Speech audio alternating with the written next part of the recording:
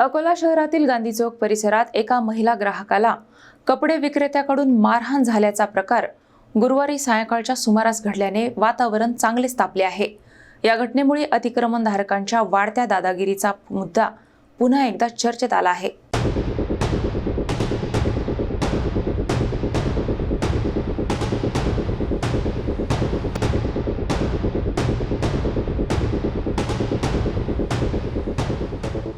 अकोला शहरातील गांधी चौक येथील चौपाटी परिसरात गुरुवारी सायंकाळी एका महिला ग्राहकाला मारहाण झाल्याची धक्कादायक घटना समोर आली। मिळालेल्या माहितीनुसार संबंधित महिला कपडे खरेदी करण्यासाठी आली होती, मात्र कपड्यांचा भाव न पटल्याने ती कोणतीही खरेदी न करता निघून गेली। याच कारणावरून वाद निर्माण झाल्याने संबंधित कपडे विक्रेत्याने महिला ग्राहकासोबत वाद घालत तिला पाईप आणि काठ्यांनी मारहाण केल्याची तक्रार सिटी कोतवाली पोलीस ठाण्यात करण्यात आली आहे।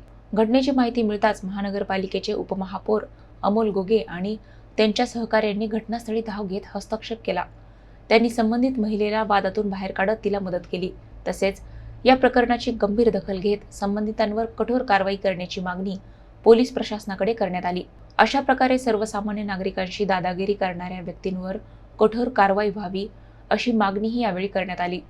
दरम्यान सिटी कोतवाली पोलीस या प्रकरणाचा पुढील तपास करीत आहेत। रोड येथे तो मागून टू व्हीलर घेऊन आला, आम्हाला त्यानं सर काही नाही म्हटलं, डायरेक्ट माझ्या कमरेला त्यानं गाडी मारली। मी त्याला एवढंच म्हटलं का म्हटलं अशी बोलायची भाषा असते का, तर त्यानं माय बहिणीवर शिवाय दिल्या, माझ्या गळ्यातली पोच घेतली, चोरली, त्यानं सोडली आणि आम्हाला दोघांना पण मारझोड ही। माझा मुलगा पण सोबत होता, त्याला पण त्यांनी मारलं, पायपाला मारलं त्यानं, एवढं मारलं माझ्या कमरेला, त्यानं मला उभं राहायला जात नाही, त्यानं मला पायपाने मारझोड केली। त्याला मार लागलेला आहे, माझ्या गालाला पण लागलेला आहे, माझ्या पाठीला पण लागलेला आहे, माझ्या कमरेच्यानं मला उभं राहायला जात नाही। गांधी रोडवर महानगरपालिकेच्या समोरील जे अतिक्रमण करून जे कापडचा व्यवसाय करतात त्या लोकांनी आज एक महिला त्यांच्याकडे कापड खरेदी करण्याकरता जेव्हा गेली तर त्या बाईने त्यांना म्हणते की मला ह्या भावात द्या, तर त्यांनी त्या बाईला म्हटलं घ्यायचं आहे तर घ्या, नाही तर घेऊ नका। तर त्या बाईने एवढंच म्हटलं त्याला की व्यवस्थित बोलणं आहे का, बोलायची पद्धत आहे का, त्याच्यावरून त्यांनी त्या महिलांना मारण्यासाठी अक्षरशः काठी त्या बाईच्या डोक्यामध्ये टाकत होती। त्या बाईनं तिचा बचाव केला आणि तिथे असलेले तिच्या सोबतचे घरचे त्यांनाही दोन युवकांनी पकडून ठेवलं आणि त्यांनी त्या बाईला मारहाण केली।